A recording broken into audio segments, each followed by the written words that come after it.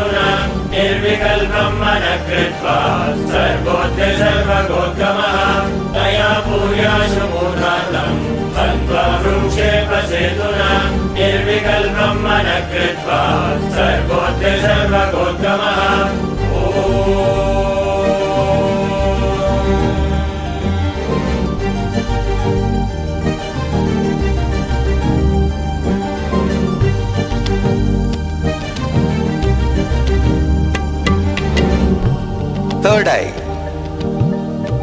The techniques I have designed are most safe. To tell you honestly, I have not even designed this technique. I took it from Shiva Agamas, Mahadeva's teachings to Devi. I took it from that and organized it. Only the permutation combination is my contribution. Otherwise, the original technique is from Shiva Agamas. I have taken this techniques, organized it. It is time-tested, foolproof. No wrong, bad, ill side effects. The only side effect is bliss, knowledge and enlightenment. I'll initiate all of you into that process.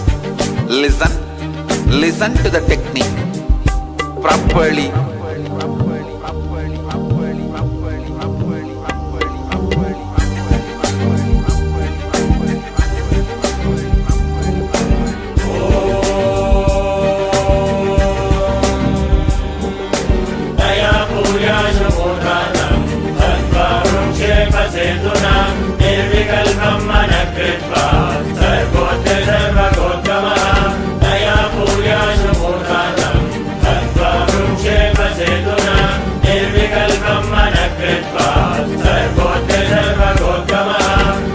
Now, this technique is a two-part.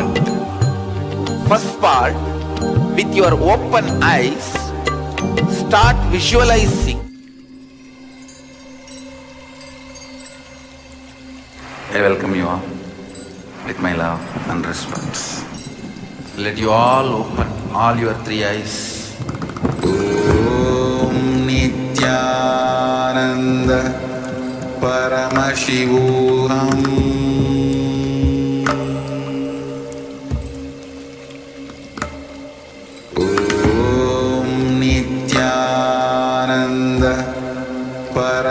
द्वन्द्वातीतं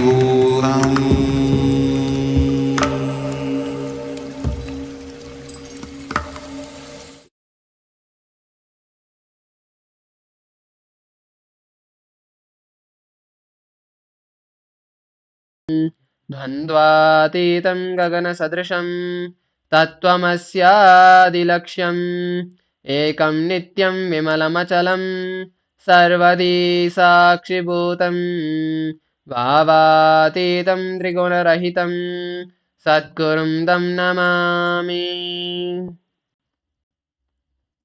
Nithyanandam, and welcome to all the Paramashivoham Level 2 participants joining the Season 10, the second season that is happening this year in 2024. So, I hope all of you have all attended the Paramashivoham Level 1 programs.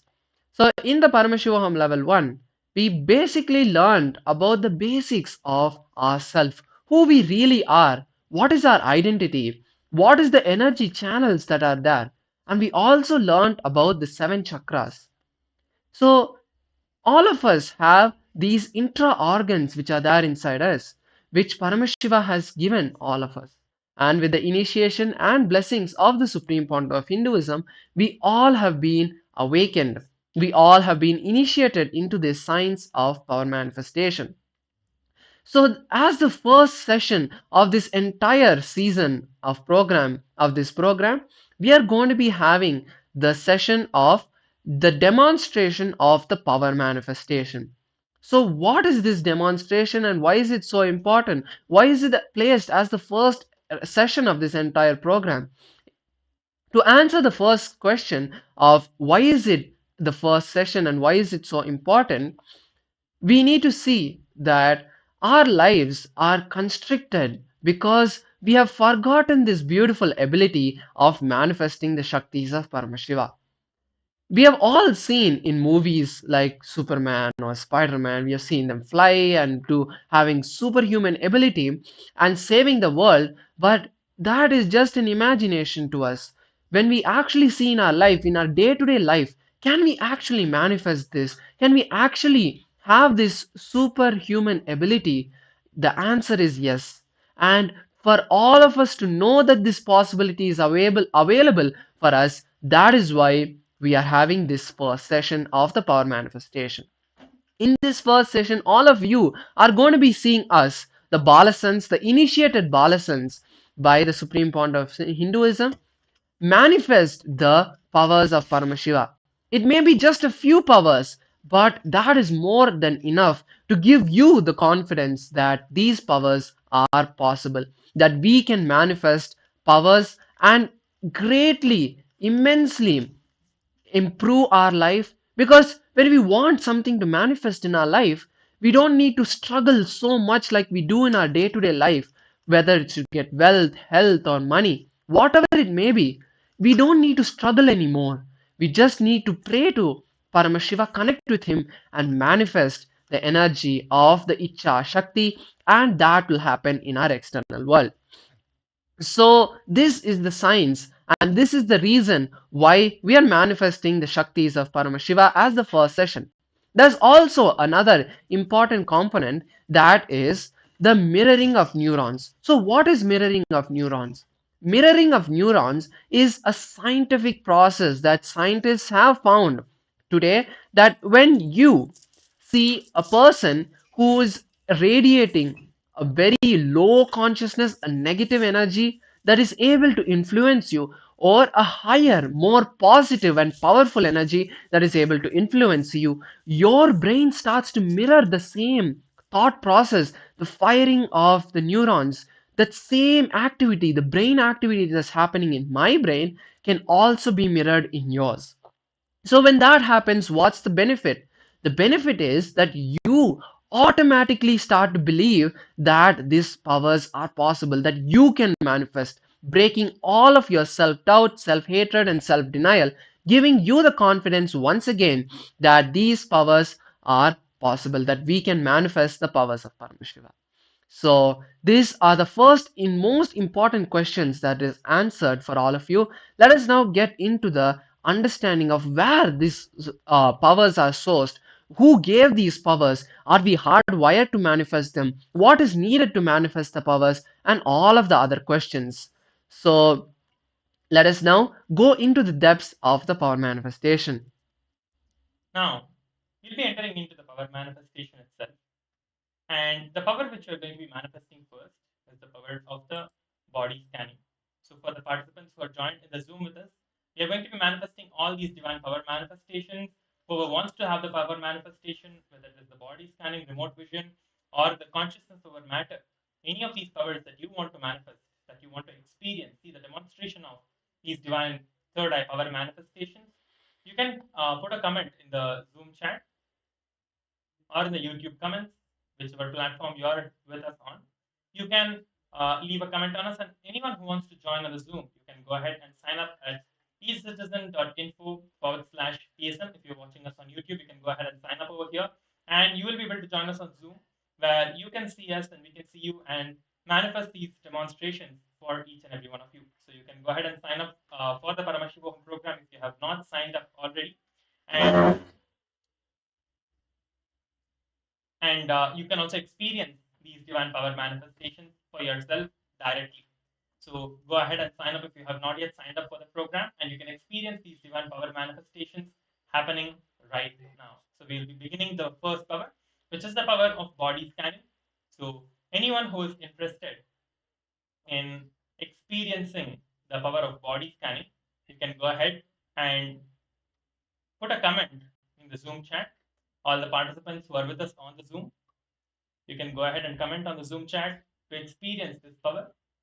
So as we take this time to post our requests, let's also see the source from where these powers were given to us and how we received these powers. So in the Veda Agamas, which are the source scriptures of Hinduism, Paramashiva reveals elaborately and in a detailed way that every human being is hardwired to manifest the 460 plus Shaktis. So Paramashiva, when he has created, manifested this entire cosmos, he has hardwired in all of us this extraordinary ability of the powers of Paramashiva.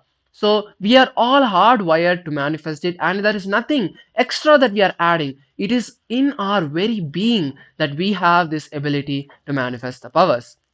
Manifesting Shaktis are described in a systematic method and science for human beings to explore the various possibilities and powers that we have access to, and the various states of consciousness and the 11 dimensions also.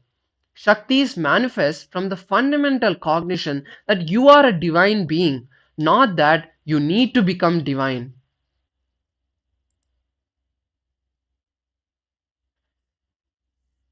Shaktis are manifesting from the space of oneness, which is the space of enlightenment. When you already establish yourself in that space of oneness, you manifest the Shaktis. Whereas the Siddhis manifest on the path of enlightenment and also can divert you when you're experiencing that space of enlightenment.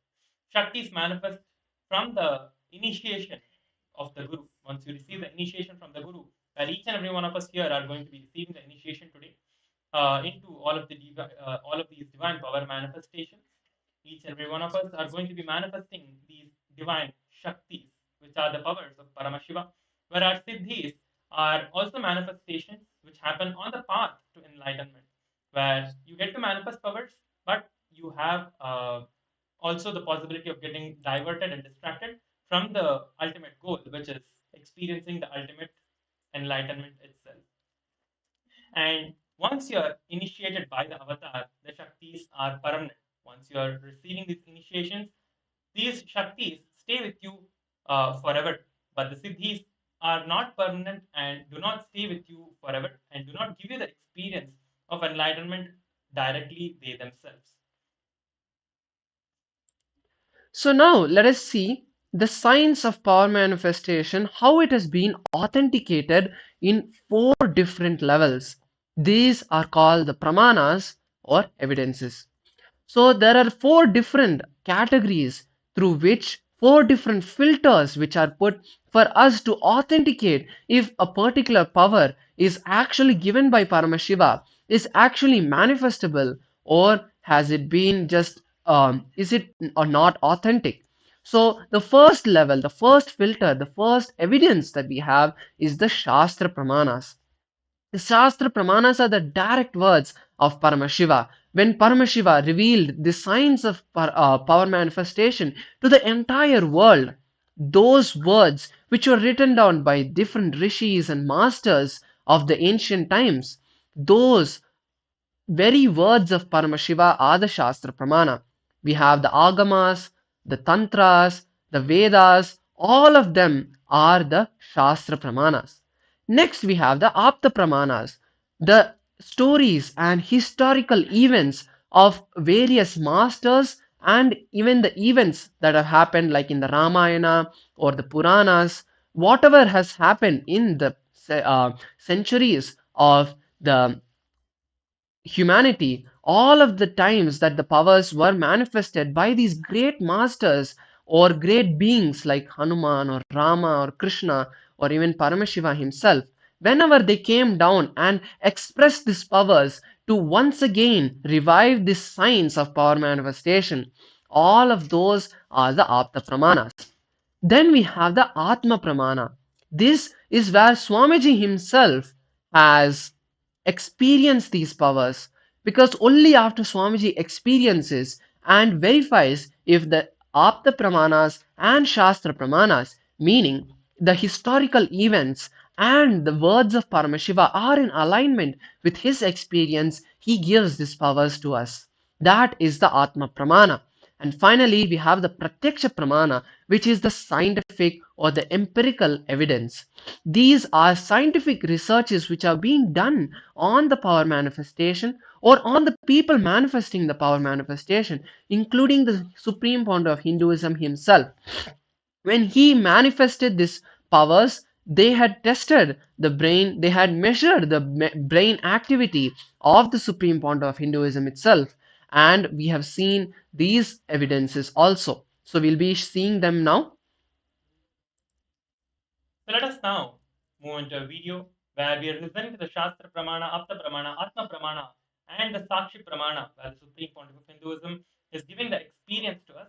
So let us take a few minutes to watch this video and then continue with the further power manifestations. And those of us who want to manifest these powers, you can leave a comment and we will be doing the power manifestation for you when we begin the power manifestation. Let us now watch the video.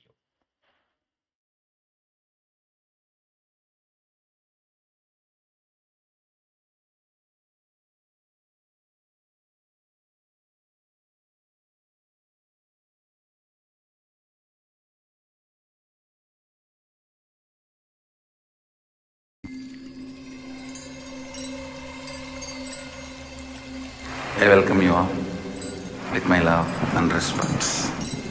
Let you all open all your three eyes. Om Nithyananda Paramashivoham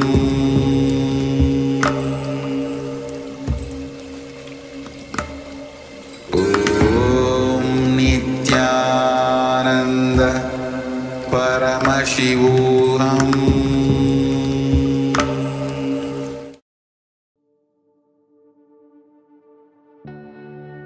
On the Vaigasi Visagam, Vaigasi month, Purnima Tithi, Visaga Nakshatram, one fine evening of a full moon day, Vaigasi month, Visaga Nakshatra, Paurnami Tithi, Subramania's enlightenment day. As per the tradition, he appeared from the third eye of Mahadeva. When I completed 11 and aging into 12, no school at that time. Usually this May, June, no school. So usually this summer time I will go and sit in the temple or the hill. Around 4:30 to 6:30, maybe you can say this is the Sandhya time. Around the time of sunset and moonrise, I went to the hill, Arunachala hill. I was sitting at the foothills of Arunachala where I was born and brought up. Whenever I find time, I'll go and spend time in that space, in that area, because Devi became enlightened there. That place is called Coral Hill. I can say in a way the whole ambience was so calm, so beautiful. I decided to close my eyes. I was not even meditating. I was just sitting in a very relaxed way. Those days, I started practicing the self-enquiry. Who am I? Sometime I may feel from where the thoughts are raising. That is thought as taught by Annamalai Swamigal. An enlightened being, enlightened master, who is a disciple of great incarnation, Ramana Maharshi. Once I closed the eyes, the intensity of my yearning started taking over me. I just felt, what is it I am seeking? Who is that me who is seeking? Who is that me that is deeply discontented about anything I see, hear? Who is that who is deeply discontented even about my own existence? Suddenly, one moment, something happened. Like I'm being sucked inside, pulled inside. Suddenly something opened in me. Something broke inside this Anandaganda area. Literally opened. The first thing happened is that idea inside and outside broke. Means now I know who is the experiencer. Life, alive, being present in everything, experiencing. Divyam dadami te chakshuhu pashyame yogamaishwaram. The first experience is that I was able to see everything around me, above me. I started seeing the whole 360 degree. I could see literally all the sides. 360 degree this side and 360 degree this side. 10 direction. Above and below, side, everything I could see without turning my head, without opening my eyes. My eyes was closed. I realized not only I was able to see, I was able to feel, experience how much I am alive inside my skin. The same frequency, the same depth I was feeling I am alive outside my skin, everything, in everything. That whole 360 degree is me. The skin of the stone on rock on which I was sitting and the skin of this body both carry me equally. In both I exist equally. The frequency of the existence was same as it is felt inside the skin and outside the skin. The trees next to me, the temple near me, the hillock around me, the sky above me, and the moon, sun which was setting, moon which was rising. I felt I am alive in everything around me. The whole Arunachala hill, all the plants, bush, shrubs, the idea something is inside and something is outside is completely lost. I just know I am that oneness is the existence. There is no inner, there is no outer, there is no moving, there is no unmoving. The smallest movements of these plants is my movement, and the highest stillness of the center of the cosmos is my stillness. It will feel like as if the whole sky is centered on my Anandagandha. It looks like a huge balloon which is tied to my Anandagandha, and that balloon is the whole cosmos. Pure solid gold flowing through my spine, which was cool.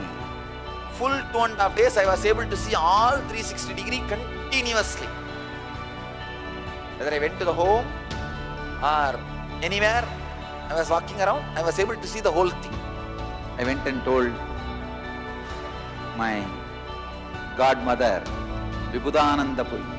I asked her whether am I possessed by ghost. She checked my energy and said, no, you are possessed by God.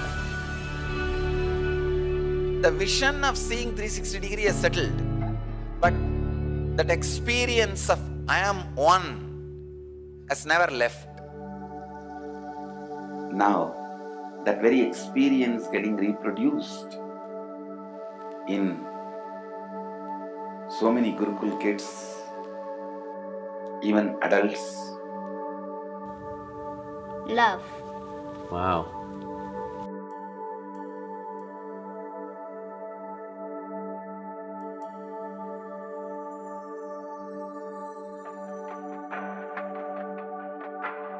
He's wearing a grey jacket. His name is Boris.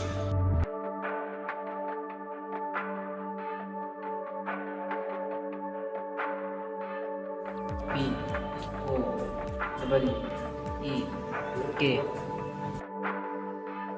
It's only with the lamps lit, the power of the original lamp is established. I can say so many kids having their third eye awakened, even the adults having their third eye awakened, able to see everything beyond the views of senses. 3 decades over, I can see how that experiences manifested and multiplied into so many beings in these 30 years. How Paramashivatva is manifested through this body and reached out to millions of people, inspiring and manifesting what has happened 30 years before on this very day. How it has opened up and reached out to human beings, and how it is expanding. My message on this Nithyananda Purnima: work on your third eye, have initiation, see to it your third eye is awakened. I am available continuously beyond any barriers of time, space, place. I am available to all of you just through this Mahavagya. Om Nithyananda Paramashivoham is literally the physical form of Paramashiva. Chant this Mahavagya, use this password, repeat in your inner space. I'll be there physically, intensely available to do whatever you want. Om Nithyananda Paramashivoham. Chant, I'm available. My blessings to all of you. Let every one of you experience the highest enlightenment.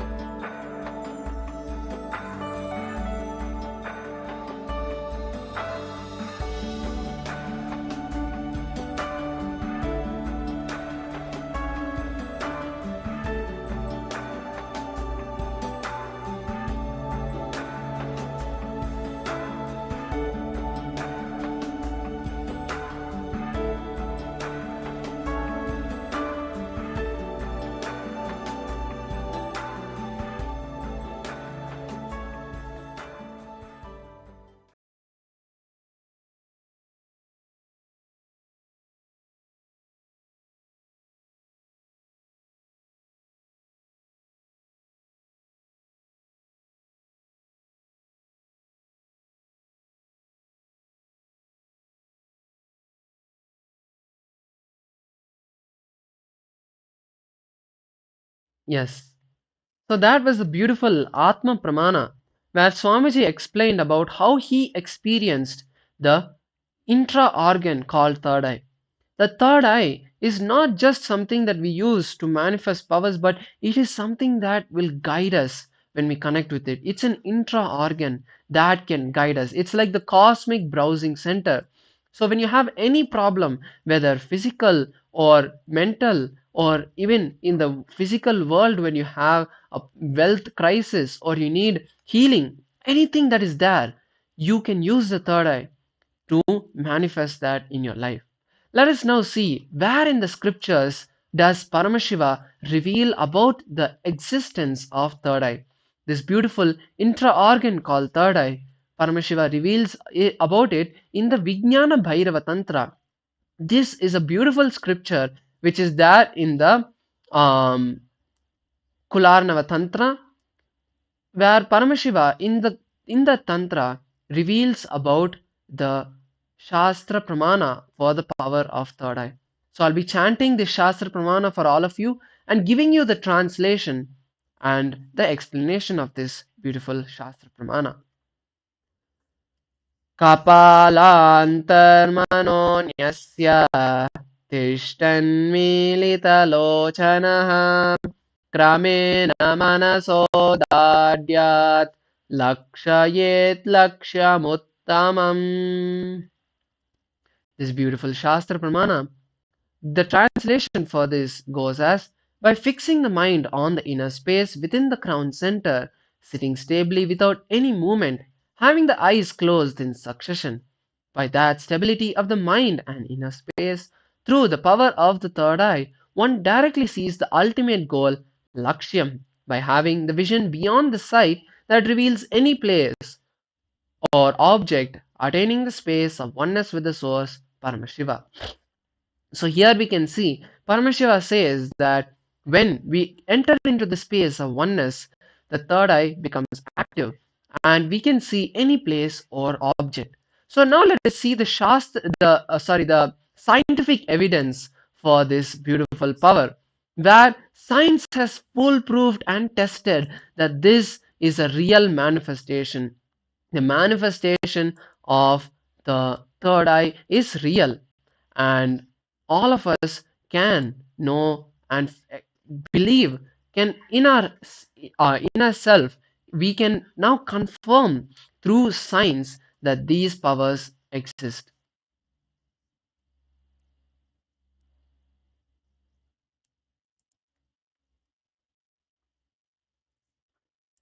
Yes. So, in this power manifestation of the third eye, where Swamiji himself has been, uh, they have scanned Swamiji's brain, and they have found in the scientific research that there is heightened levels of existence where a person manifests the uh, uh, higher energy levels in their body, higher heightened energy levels in the mitochondria cell, and once they receive the initiation of the third eye, a person starts manifesting these divine powers. They see the physical change in the body itself. They're able to see the higher cell energy level in the mitochondria. And the Supreme Pontiff of Hinduism himself, they have tested the Supreme Pontiff of Hinduism himself and done the research on the Supreme Pontiff of Hinduism to see this manifestation has happened. And also we'll be moving on to the next power, which is the first power actually, sorry, which is the body scanning, where we are going to be manifesting this power of the body scanning and seeing this power and witnessing this power. So anyone who is interested in having the power of the body scanning, you can go ahead and you can put a comment on the Zoom chat. We will also be listening to the Shastra Pramana as we go into the power now. So go ahead and put a comment in the Zoom chat or in the YouTube comments, and we will be manifesting these powers now. So please take a few moments to quickly put your comment in the Zoom chat or in the YouTube comments.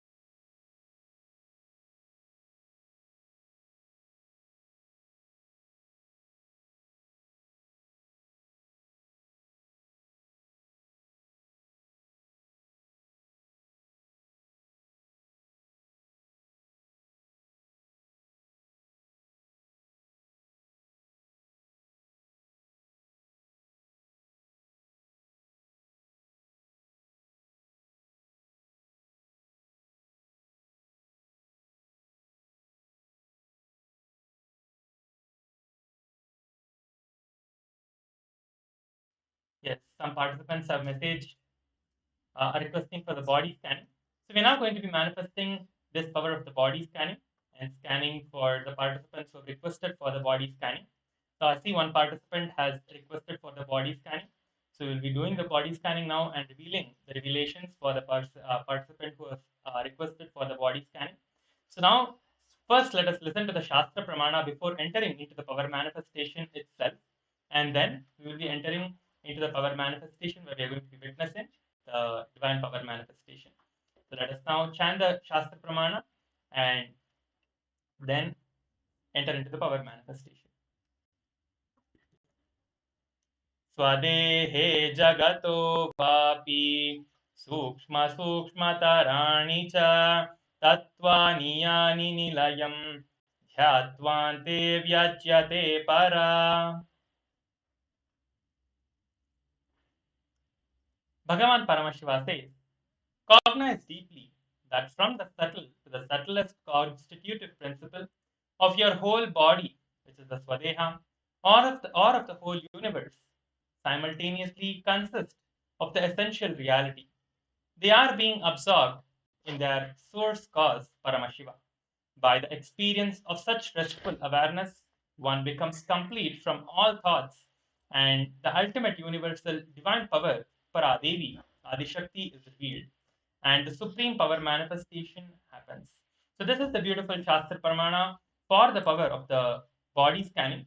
So, we are now going to be manifesting these powers of the body scanning for the participants who are here with us on the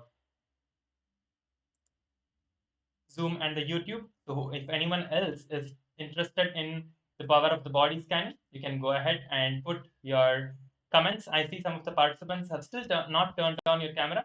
I request all the participants to please keep your cameras turned on in the Zoom.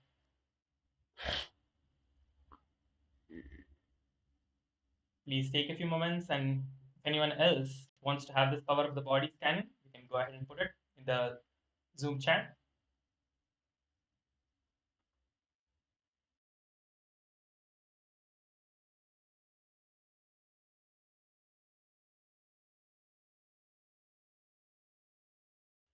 Let us now enter into the power manifestation. I'm going to be scanning the participant who has requested for the body scanning in the Zoom chat. First, we'll be chanting the Mahavakya, establishing ourselves in the space of oneness with Paramashiva, with Swamiji, and then entering into this power manifestation.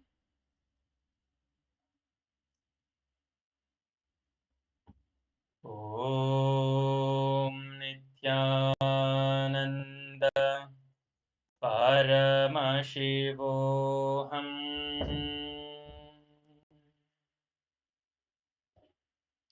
Om Nithyananda Paramashivoham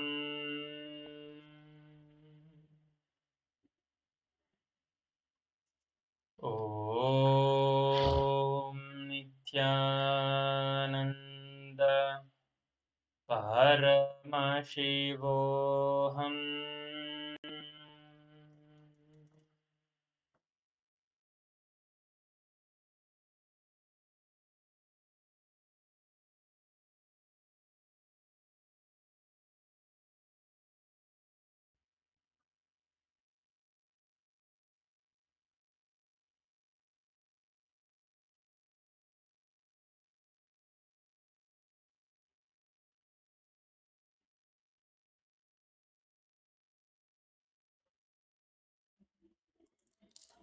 Swamiji showing that in your knee, in one of your knees, you have a subtle pain while you walk for some time. This is existing in one of your knees and the other one is fine. I also see on your digestion and also the water levels of your body is very low.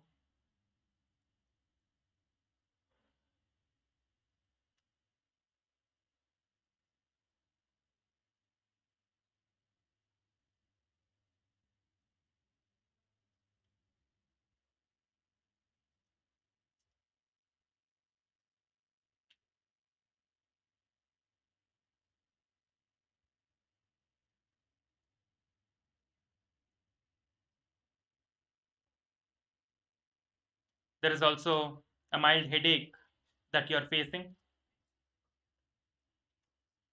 And many of these body related issues, the source of them is the digestion. The source problem of the physical issues that you're facing is the digestion. Because of the digestion issue, there are some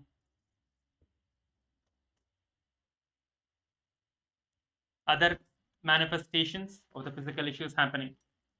Swamiji is showing the best solution for you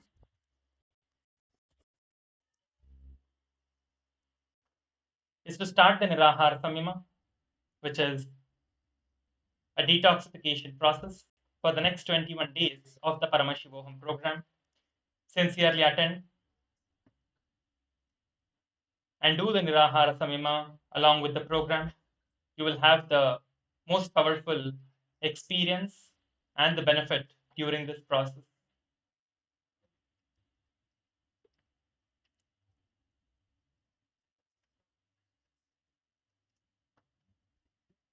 I'm also seeing another participant who is interested, Luan Pacheco. Now I'll be scanning the body of Luan and revealing whatever Swamiji is showing. And in the meantime, you can also let us know that how much we have manifested you are able to relate with, and what you are seeing with yourself with what was revealed for you. Now I'll be scanning the body for Luan.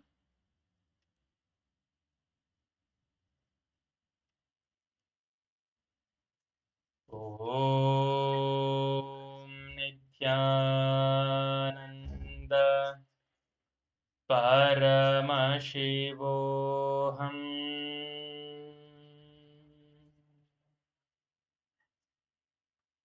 Om Nithyananda Paramashivoham.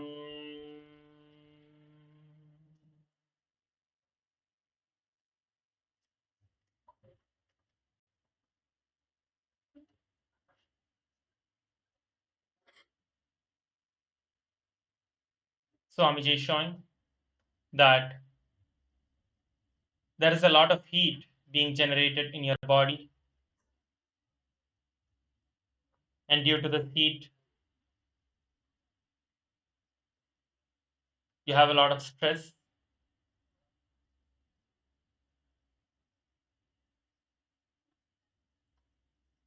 Constantly, the stress that is there inside you and the heat that is being generated is affecting your eyesight and also giving a burning sensation in your eyes.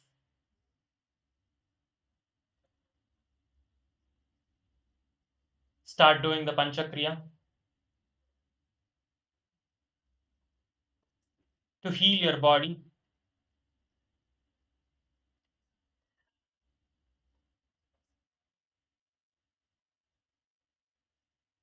The Panchakriya will completely heal you and give you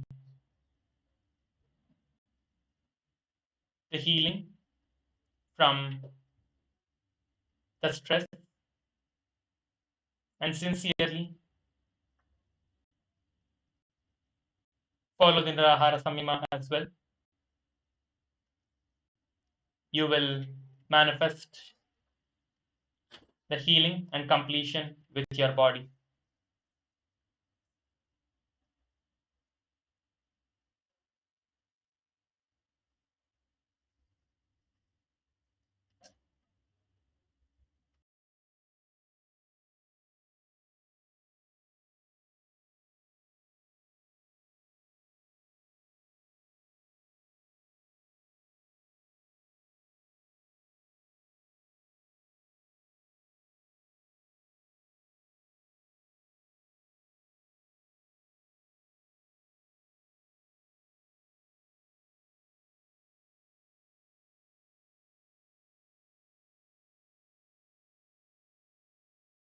Yes. So here I see Master Stephanie is asking, One of the participants is asking, yes, that is right, Ma. That is the revelation that is given by Swamiji. For you to follow the Nirahara Samyama for 21 days of this course of the program.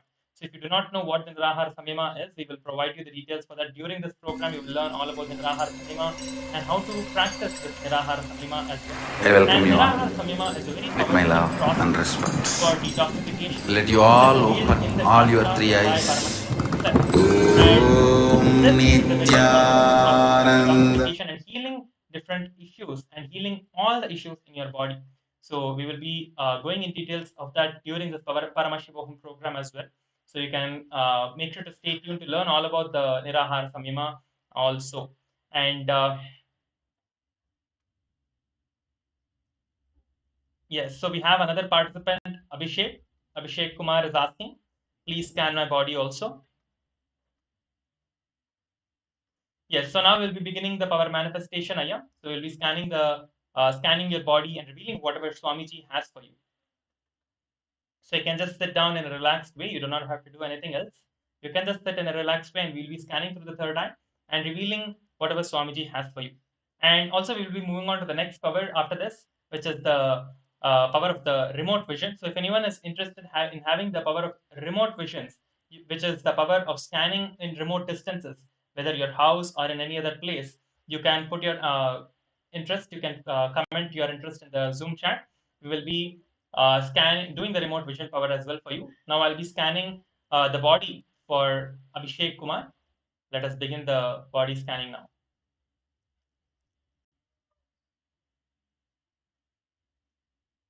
Om Nithyananda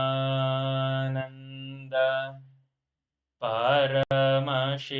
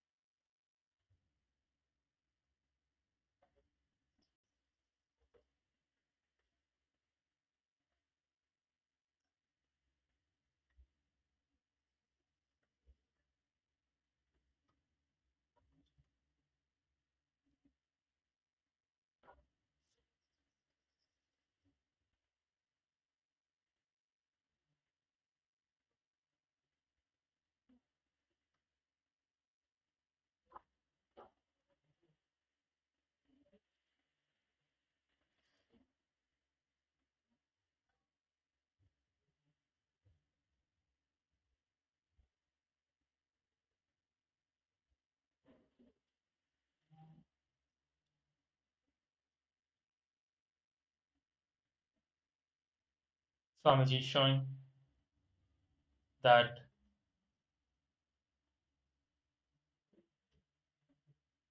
the skin allergy that you're having is a pattern that has manifested into a physical representation. It is one of the deep fears inside you that is manifesting as the allergy, and also the pain that you have in your lower back will be healed by Swamiji. Swamiji will heal you completely. Sincerely attend the Paramashivoham program for the next 21 days. Your body, your inner space, and all the aspects of your life will be completely healed, and you will manifest the expansion in your physical and inner space, physical body and inner space. You will be completely healed.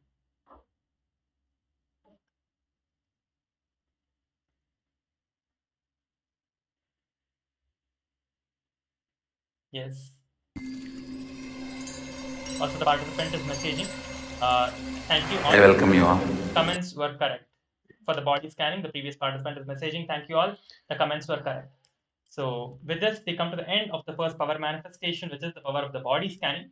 So now we'll be entering into the next power, where we are going to be doing the power of the remote vision. So this is another exciting divine power manifestation. So please go ahead and put your interest in the Zoom chat, whoever is interested in the power of the remote vision. We will be also chanting the shastra pramana for this power of the remote vision now, and experiencing this power of the remote vision. So now let us listen to the power of the shastra pramana of the power of the remote vision. So this beautiful power of remote vision is given in the Vijnana Bhairava Tantra once again. This beautiful scripture of Vijnana Bhairava Tantra holds so many powers. It has the signs to manifest so many powers. So in that, the 92nd verse is where Paramashiva reveals the signs of remote vision. So let me now chant the Shastra Pramana and give you the translation after that. व्योमाकारं स्वमात्मानं ध्यायेदिग्भिरनावृतं निराश्रयाच्चितिः शक्तिः स्वरूपं दर्शयेत् तदा. So this beautiful translation goes as: concentrate and cognize with restful awareness on the self in the form of a vast etheric space or sky, Vyomakaram. This vast sky is limitless in all directions whatsoever. Thus, with the Chitti Shakti, the power of consciousness, freedom from all support, reveals and manifests herself as the form of one's essential nature or self. So in this beautiful Shastra Pramana, Paramashiva tells us that when we visualize ourselves as the vast etheric space, we can manifest the power of remote vision, because we see and when we request that anything that we want to manifest, the Chitti Shakti, the energy of consciousness, reveals itself in that way. So now let us manifest the power of remote vision. Any of you who have the intention to receive the remote vision, which is a beautiful power, because when we scan your place, when we scan the location you are in, you will actually feel Swamiji walking around and looking at your house. It will be a complete healing. So it will be like Swamiji is in your house and has visited your house. So if you have the intention to receive the remote vision, you can post that as well in the Zoom chat.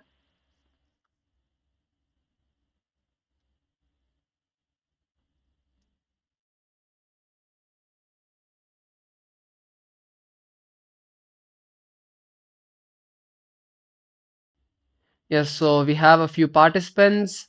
Trang Jenny, Shri Balasubramanian, Stephanie Ma, Siang, sorry if I mispronounced your name, but a few of you have kept your cameras closed. I request it will be really good if you can all open your cameras and be seated so that we can all see you, and the entanglement, as we heard in the starting of the session, the quantum mirroring of neurons happens. So as we are in this beautiful space, we can all now manifest the power of remote vision. Yes, so we have a participant who is saying that they are interested in the manifestation. So let me now scan your location currently. And then after that, after the scanning, you can share how you have experienced the manifestation and how you're able to relate with the manifestation in the Zoom chat. So now I'll be connecting with Swamiji first, and after that, I'll be requesting Swamiji to reveal the dimensions of your house.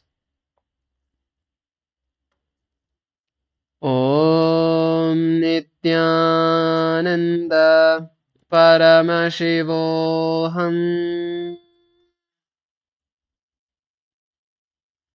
Om Nithyananda Paramashivoham. Om Nithyananda Paramashivoham. Om Nithyananda Paramashivoham. Yes. So let me now start sharing the revelations that I have received. So what I'm able to see for the scanning is that so you are living in an apartment is what I see, and in your apartment complex in that area I see that there is also a small temple that you visit regularly. And now the details of inside your house that I see is so as it's in a flat, when you enter the house, there is the hall which is there, and towards the right side of the house, of the entrance, is the path. If you turn right and go, you will start seeing the kitchen and the dining area.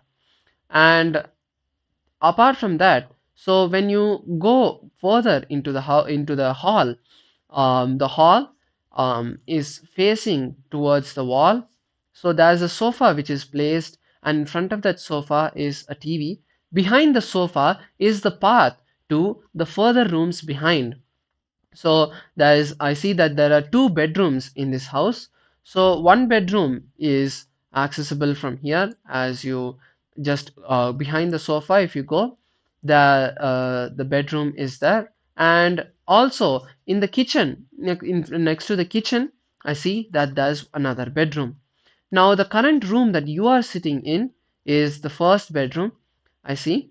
And if you see in your room, it's a quite small room only, and the door is towards the left side of you to the room. And if you see some more details of the house, I see the color of the sofa which is placed is in brown color, and the TV is placed only on a table which has two drawers under that. And after that, around the TV, next to the TV, there's a picture I see, and also on the walls, I see a picture of some elderly people that are placed. Also, there's another room in your house that I see that not exactly a room, but an area in the kitchen itself that is kept for some deities or some photos are there placed in that area. So these are a few details that I was able to see and scan in your house. Now you can share in the chat how you are able to connect with this scanning, and how you felt during this manifestation. And also, while the participant is sharing the experience, uh, Luan is asking how to awaken the non-mechanical parts of the brain, Maharaj. And also, he is telling that he's interested in the power of the remote vision. So, uh, to awaken the non-mechanical parts of the brain, the best thing that you can start doing is the solution that you have received from the third eye for your body, which is especially the Nirahara Samyama. Nirahara Samyama is a really powerful process. It is not only to detoxify your physical body, but also to detoxify your inner space as well from all the toxins that is there. So you will feel so much more energetic, so much more healthy when you start following this Nirahara Samyama. It is not just fasting, it is also experiencing the oneness with Paramashiva. That is what the Nirahara Samyama is. So you will be learning more about it in the Paramashivoham program itself, and make sure to practice this sincerely. And make sure to not miss any of the darshan. Darshans are the most important parts of every day's Paramashivoham program. So we will be having the darshan every day at 7 p.m. Eastern Standard Time. So make sure to join for the darshan at this time and participate in the darshan and receive the initiations during this darshan, and sit throughout the day all of the classes and all the sessions where Swamiji is different revelations are happening and different things are taught for you to experience that space of oneness and experience the awakening happening in your life.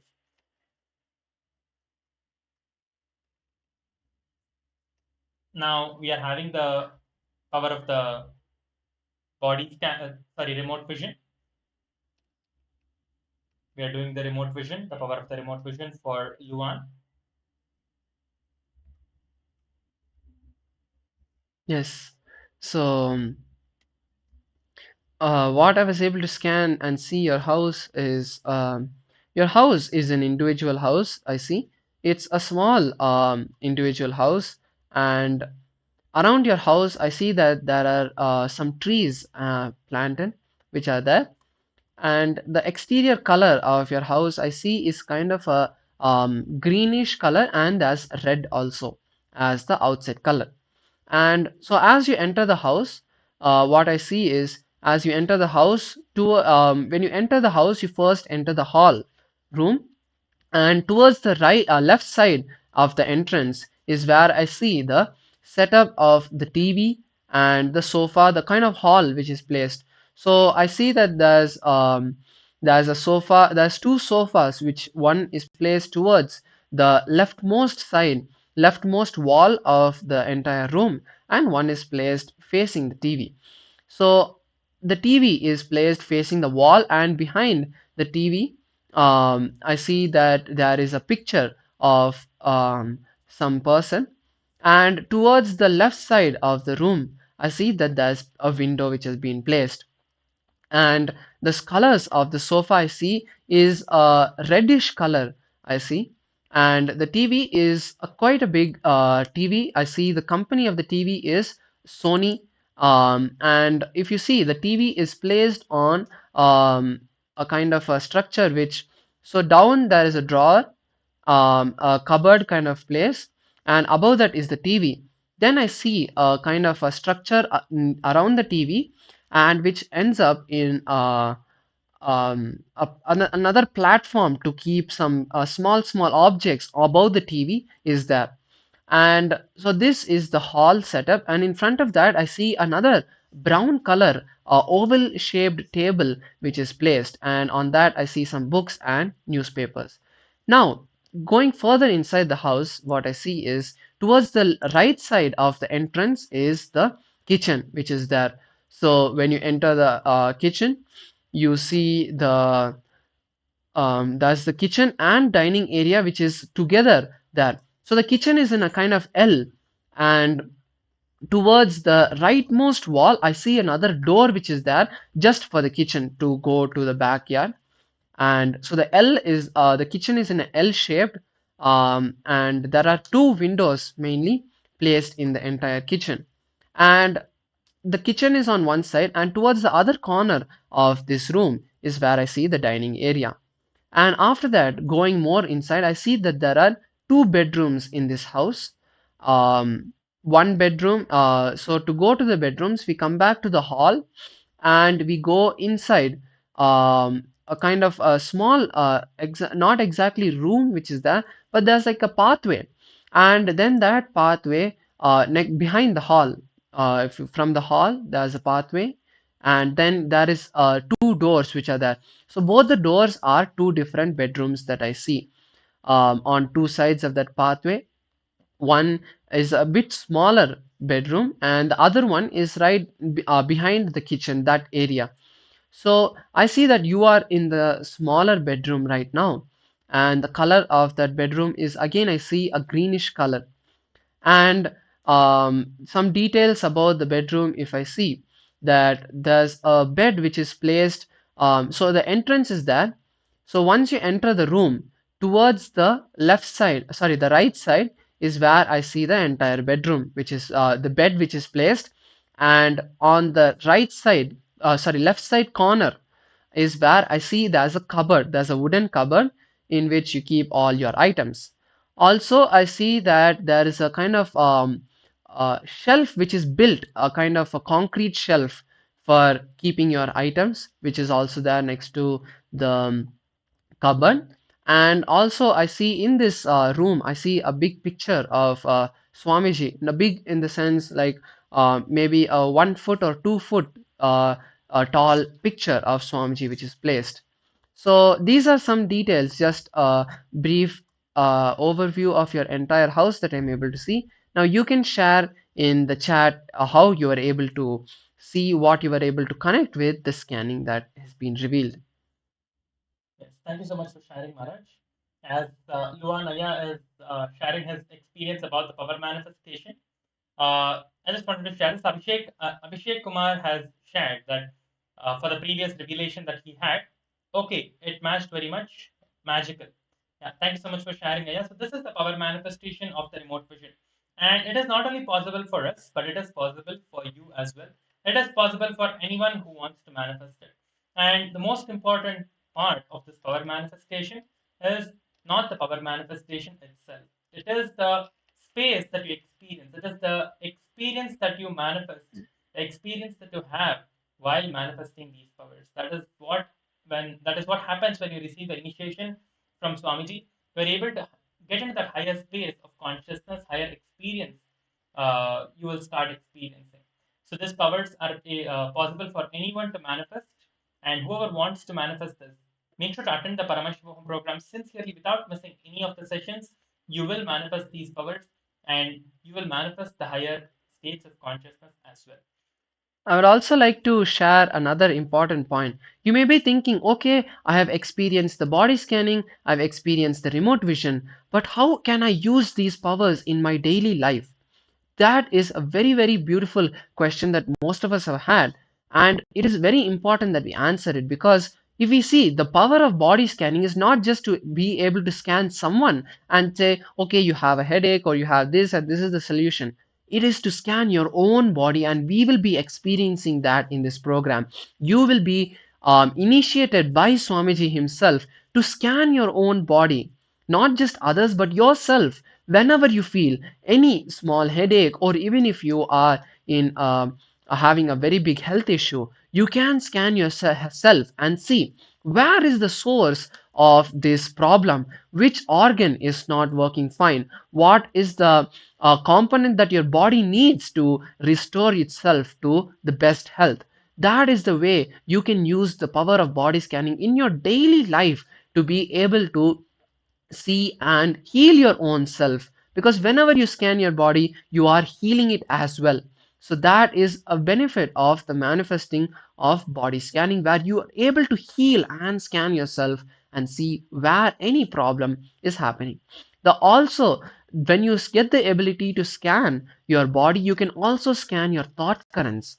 For example, you have a pattern of forgetting things, or you have a pattern of getting angry, so you can scan yourself and see where is this anger, what is the pattern, and complete with that. Because ultimately, all of that is inside you. So you're scanning yourself, and that is how you can manifest the power of body scanning in your life. And for the power of remote vision, it is not just to scan someone's house, but if, for example, you feel that you have missed something, or something has been lost, using the power of remote vision, you can scan and find the particular object that you're searching for, that you misplaced. Because all of us tend to forget and misplace, or sometimes even keep things safe, but we forget where exactly we have kept them.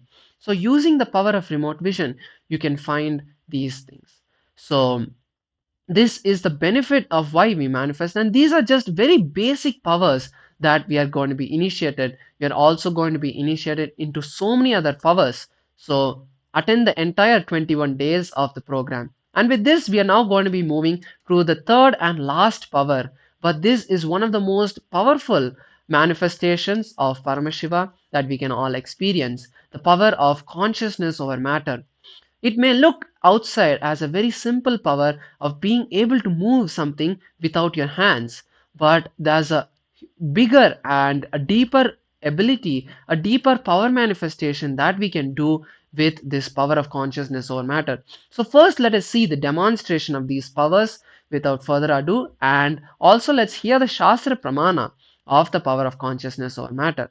In the meantime, I also encourage all the participants who have joined us, take this few minutes now as I share the shastra pramana for the power of consciousness over matter. You can also keep an object on your palms now, whether it's a ball or something which can roll, is fine, like an apple or a ball, or if you have a coconut, that is great, or any object that can roll, you can place it on your hands. Even a pen is fine. Keeping this object on your hand, when I connect with Paramashiva, we will all be seeing the demonstration over here, but also we'll be seeing the demonstration in the you will also be able to see the demonstration. So before this, let us just see a small oneness capsule of Swamiji, a beautiful video of Swamiji where he initiates and he blesses all of us. So we'll be manifesting the power and seeing the power after this.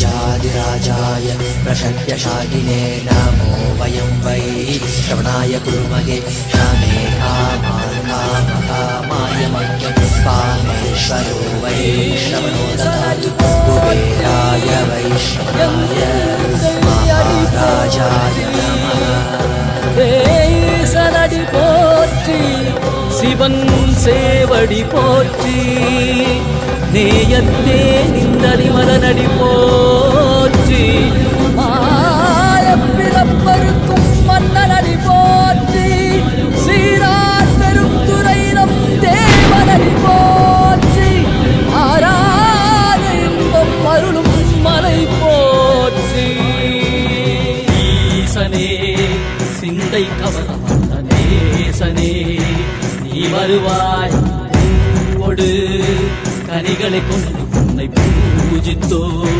அருள் தருவாய் கலி என்னும் கடலினில் மூழ்கிட்டையும் இனி கரம் தந்து காத்திட்டு கருணை பொய்கையில் அலர்ந்திட்ட அலவத்மம் போல உன் திருவடியில் வாழ்ந்திட நித்தரின் வாராய் அருணாச்சலனே நீ வாராய் அகண்ட ஜோதியனே வாராய் அல்லல் நீக்கிடவே வாராய் அகிலம் போற்றுகின்ற ஈசனே சிந்தை கவர்ந்த நேசனே நீ வருவாய் ஒடு கனிகளை கொண்டு பூஜித்தோ அருள் தருவாய்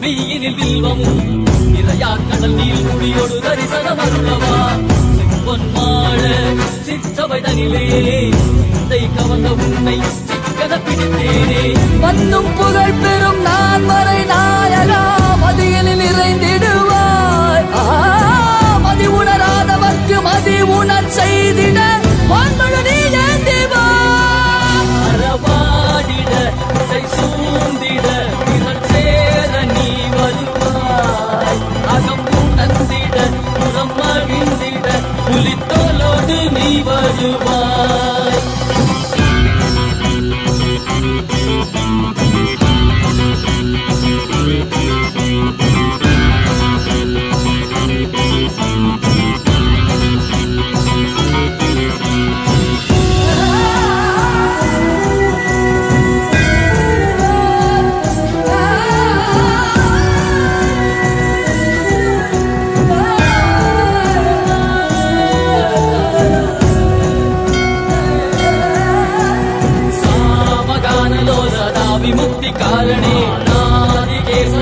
ಬ್ರಹ್ಮರೂಪನೇ ಮೀನಾಕ್ಷಿ ಶಕ್ತಿ ಸಹಿತ ಸುಂದರೇಶನೇ ಅಣ್ಣಾಮಲೈ ಉದಿತ್ತ ನಿತ್ಯನಂದನೇ சித்து அச்சித்தெல்லாம் முன்னாலே இயக்கும் முன்னாலே உந்தன் கண்ணாலே சிகையில் அணிந்திட்ட மதியாலே மதிலின் மொழியாலே தெளிந்திடும் வழியாலே ஜீவன் முக்தி பெற விழைந்தோமே உந்தன் திருவடியை தொழுதோமே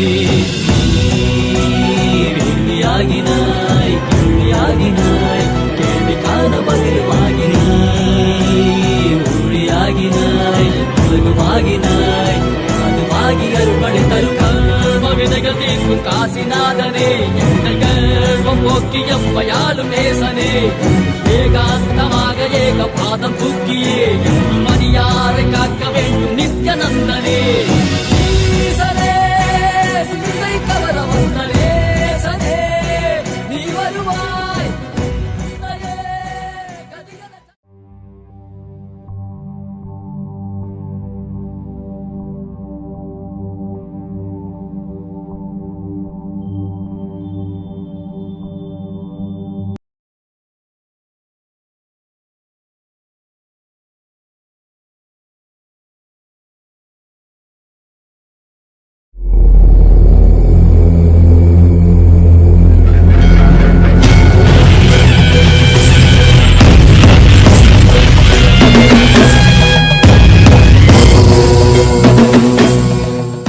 I'm new to third eye awakening.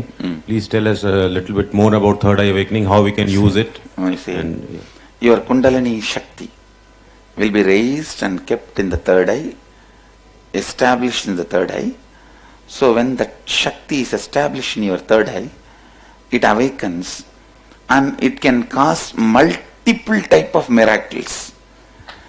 One, sharpening your intuition, your ability to see, even your eyes are blindfolded, not just read, your ability to see the multiple things, especially along with this third eye awakening.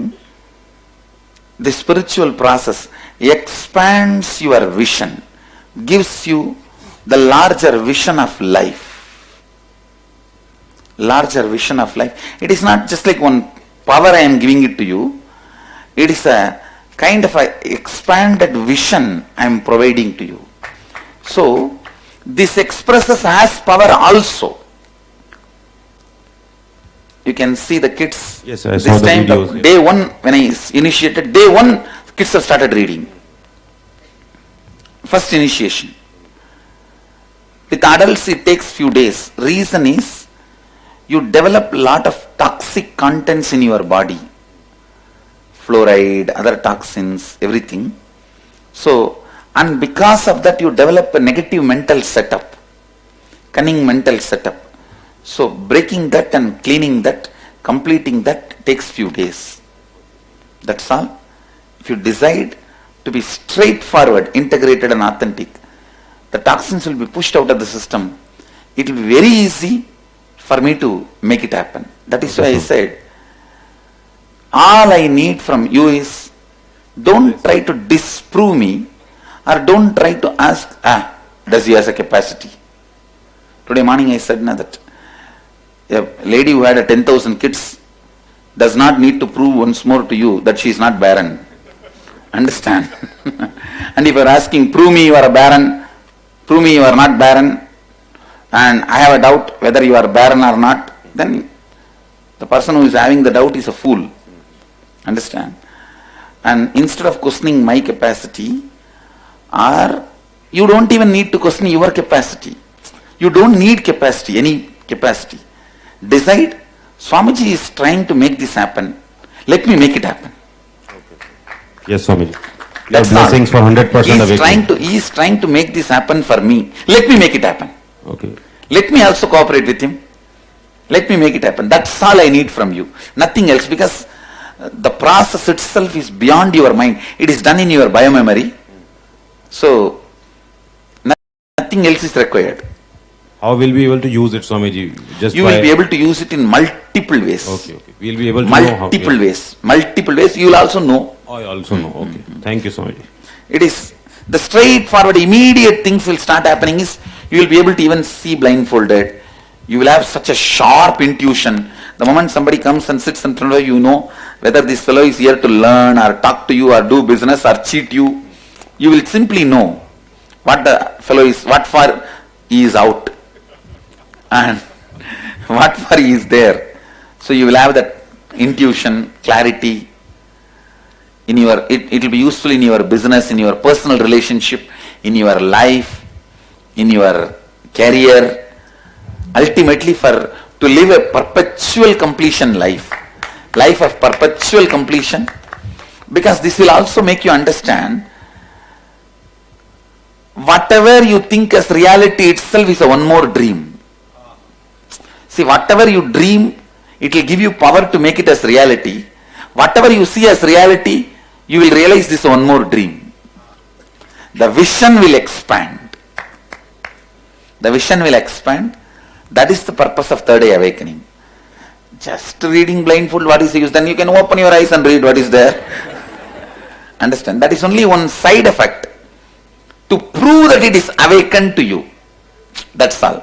For you to be confirmed that it is there. That's all. See, sometimes you do actions just to confirm. I have seen these bosses. They will shout at the servants and subordinates, assistants, just to make sure that still you are under my control. Understand? So, but that shouting itself is not some great achievement. But when it is done in the mood of that sadism, naturally it tortures. It is more a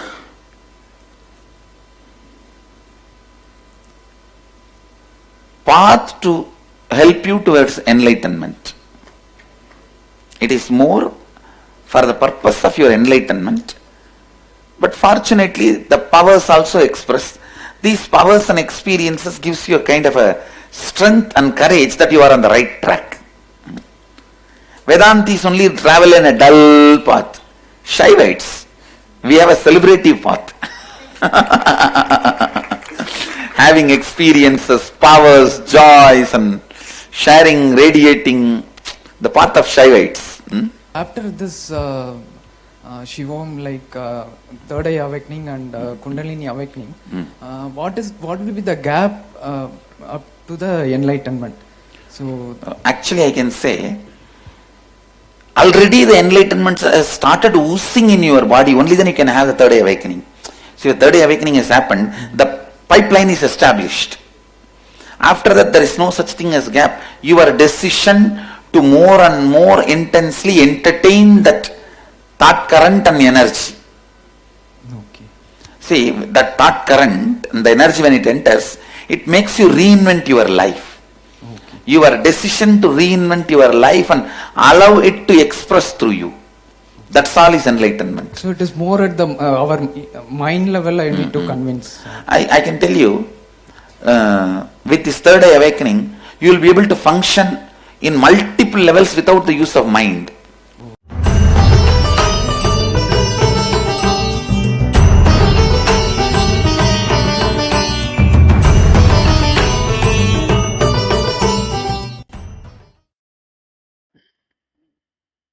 Yes.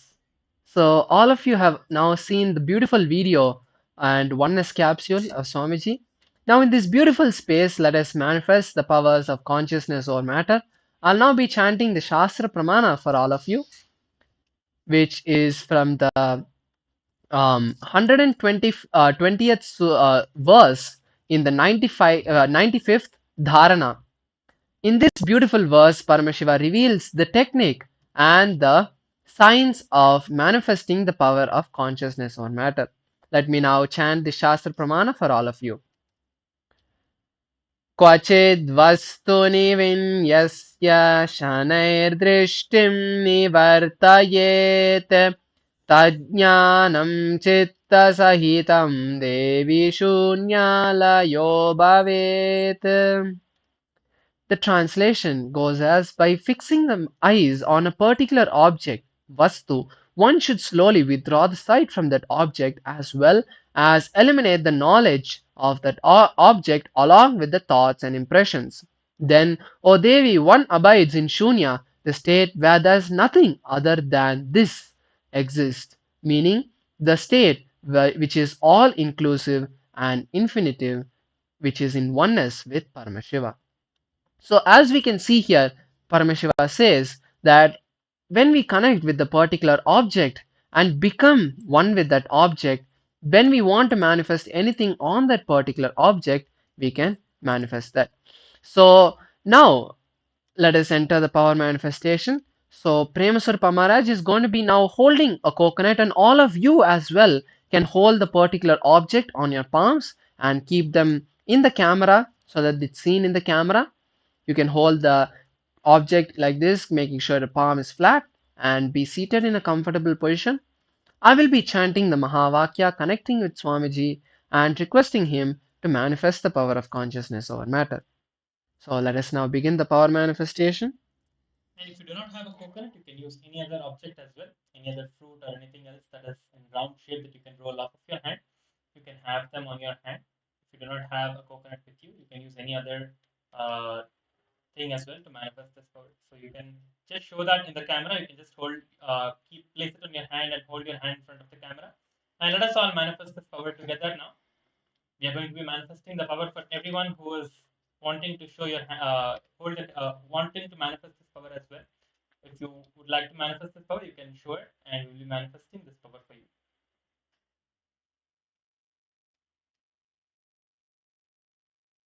Om Nithyananda Paramashivoham. Om Nithyananda Paramashivoham. Om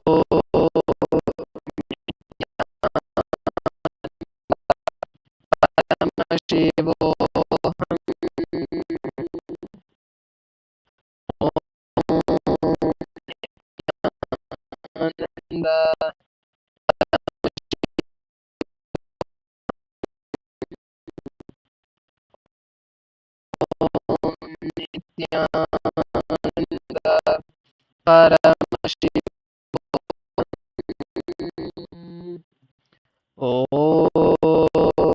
Nityananda Nityananda Paramashivoham. Om Nityananda Paramashivoham. Om Nityananda Paramashivoham.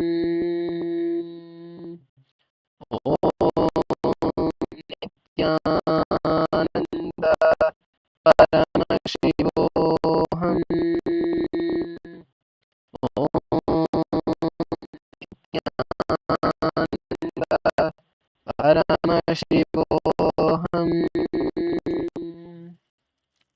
So with the beautiful blessings of Swamiji, we have all now seen how the matter has rolled, and if the consciousness or matter has happened on your palm as well, that is beautiful. You can post that in the Zoom comments to let us know. So with this, we come to the end of this first level of the power of consciousness or matter. There is a next level of consciousness or matter that we'll all be manifesting now.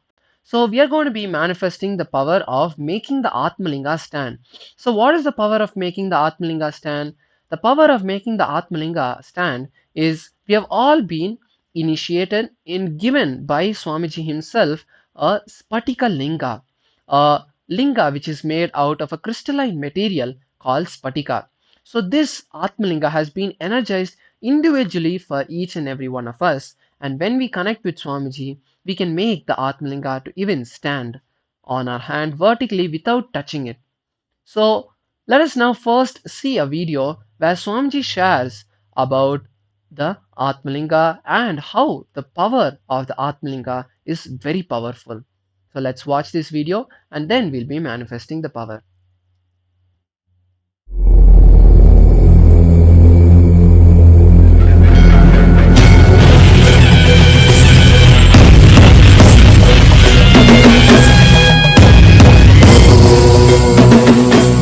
Lingam is done in the shape described by Upanishad, Kathopanishad, as the form of your consciousness. Kathopanishad says, Angushta Matra Purushaha, means in the shape of the thumb, the consciousness, the Purusha, exists in your Anandagandha, the heart center. So exactly in that shape it was made. It's made. The Linga. The Linga represents Shiva, masculine energy of the cosmos, and the Sri Chakra, which is carved there. On the top, the Sri Chakra is carved. That represents the feminine mother energy of the cosmos. And I myself personally energized each Linga. Because of that, it represents, it is filled with Guru Shakti. So, Father, Mother, Guru, all the three is represented by the Linga represents all the three, Shiva, Devi and Guru. It's literally living consciousness. More than me telling the stories of Atma Linga, I think you can hear stories from the people who have it. It can heal, it can cause miracles and what not. It does its own job. It's an independent intelligence. The Linga which you are all going to be given is made of Spatiga, original pure Spatiga. The Sri Yantra is etched on is through laser beam technology by one of our disciples. One of our disciples does it very sincerely. Atma Linga can do constantly miracles.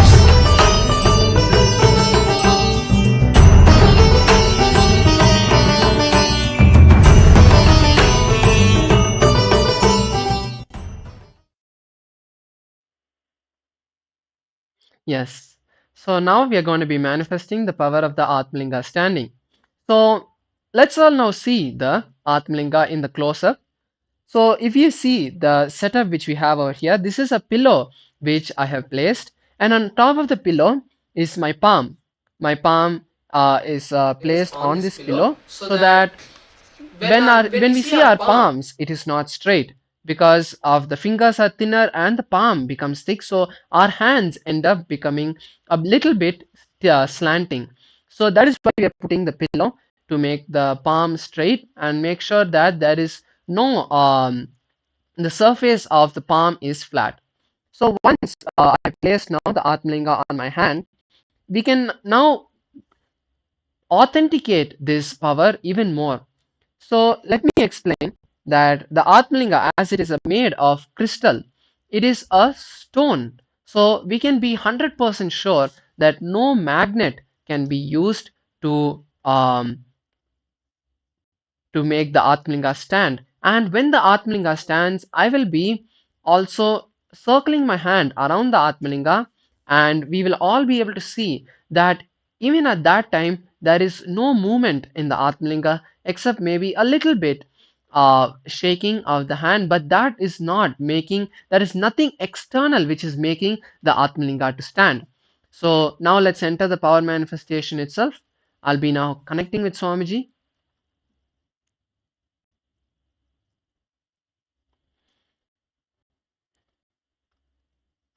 So now I place the Atmalinga on my palms. Now I'll be connecting with Swamiji and requesting him to manifest the power of consciousness over matter. Om Nithyananda Paramashivoham. Om Nithyananda Paramashivoham. Om Nithyananda Paramashivoham.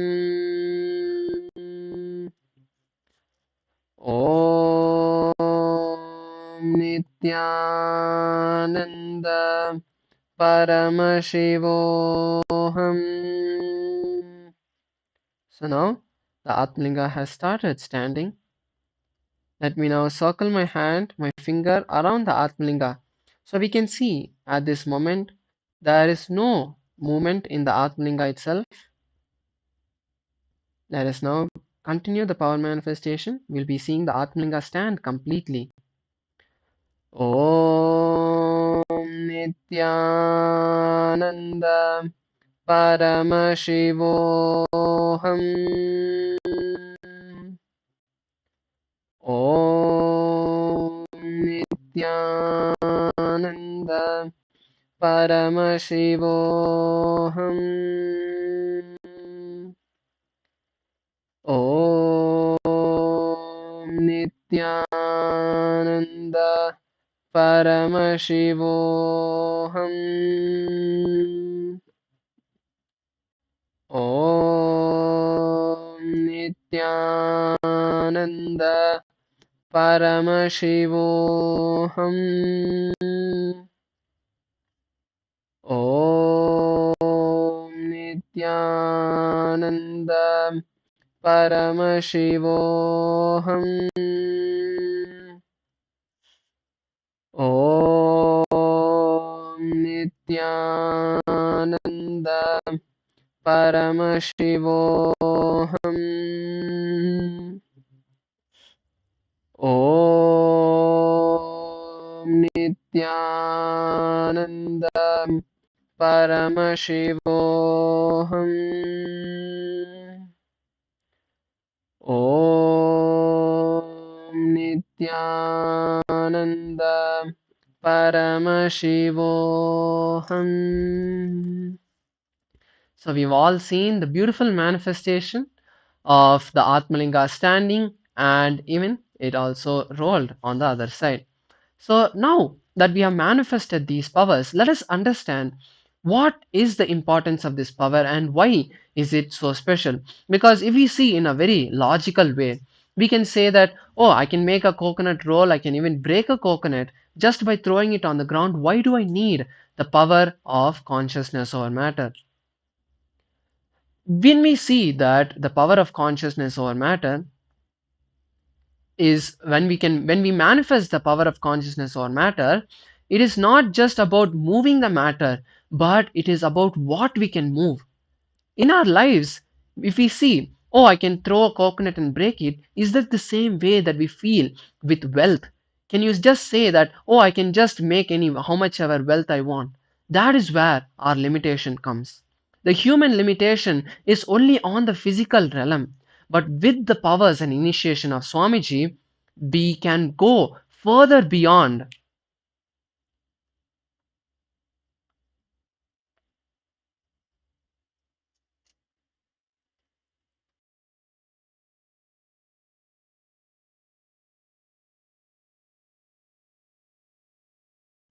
Yes, sorry for the technical glitch.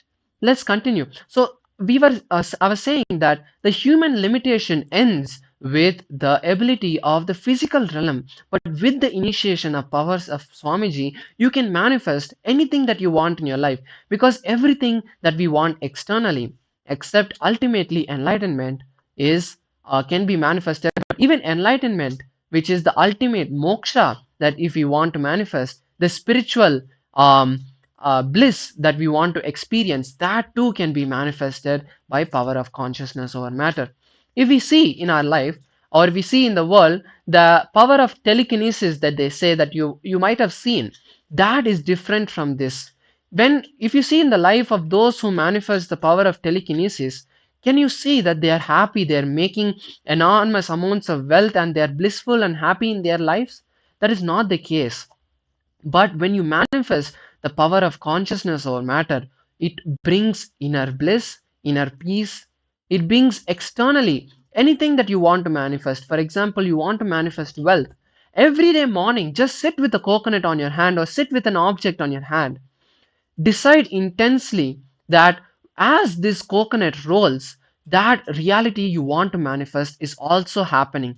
Visualize that happening. Swamiji calls it conscious visualization.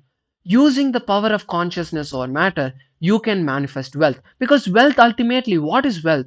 It may be a home, it may be a car, it may be money. All of this is physical and matter.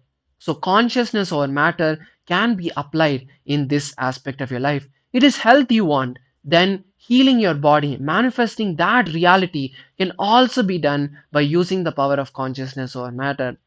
Whether it is relationships, having the right people around you in life, that also is matter. The people are physical matter ultimately. So using the power of consciousness over matter, you can bring those people into your life. Using the power of consciousness over matter, you can manifest any reality you want.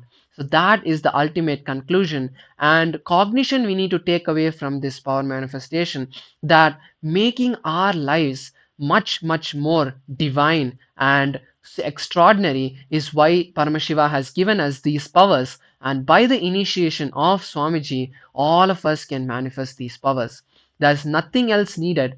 So during these 21 days, be intense in the program. Spend as much time as you can from your busy schedules to attend every single completion session, every single manifestation, power manifestation session we are going to have. Get and imbibe all the powerful cognitions that are going to be shared. Also, you can have a notebook and write down everything. Make sure you have a particular book that you're going to write down all the powerful cognitions, the exercises, and any uh, clicks that you receive from this entire program. Write that down and keep it. This entire 21 days is going to be the transformative glimpse of your life which you're going to live from the 21st day. So with this, I would like to give it back to Premaswar Maharaj to conclude today's session and move to the next session. Yes. We are moving to the next session and examining it today. Testing different powers, getting the initiation, receiving the initiation from Swamiji, learning about all of these divine power manifestation, divine sciences revealed by Paramashiva himself in the shastras and the Vedas and the agamas, which we are going to be looking at today during the entirety of the Paramashivoham program. And do not miss any of the sessions. That is really important. Make sure to attend each and every session. Sincerely, keep your cameras turned on, and whatever doubts and questions that you have, make sure to post them and get them clarified in the Zoom chats, in your respective Zoom chats. Let us make sure to sincerely attend this program for the next 21 days if you are in level 1, level 2, or level 3. Any of the program that you are attending currently, make sure to attend the program sincerely, and you will manifest these divine power manifestations that you just witnessed in your life as well. So with this, we'll be concluding the Purna Mantra and moving on to the next exacting session that's scheduled for today. So let's conclude now with the Purna Mantra. Om Purnamadah Purnamidam Purnat Purnamudachyate Purnasya Purnamadhaya Purnamevavashishyate. Om Shanti Shanti Shanti. Hari Om Tat Sat. Sarvam Bhagavat Shri Nithyananda Paramashiva Padukarpanamastu. Om Nithyanandam. Thank you so much, Nithyanandam.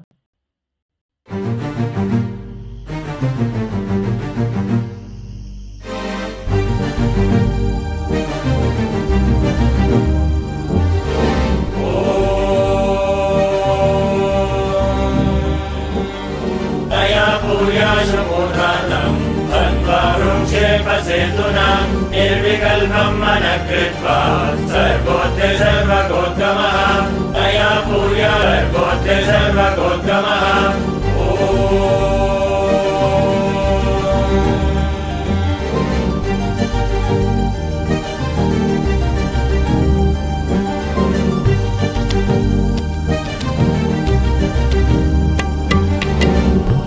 Third eye.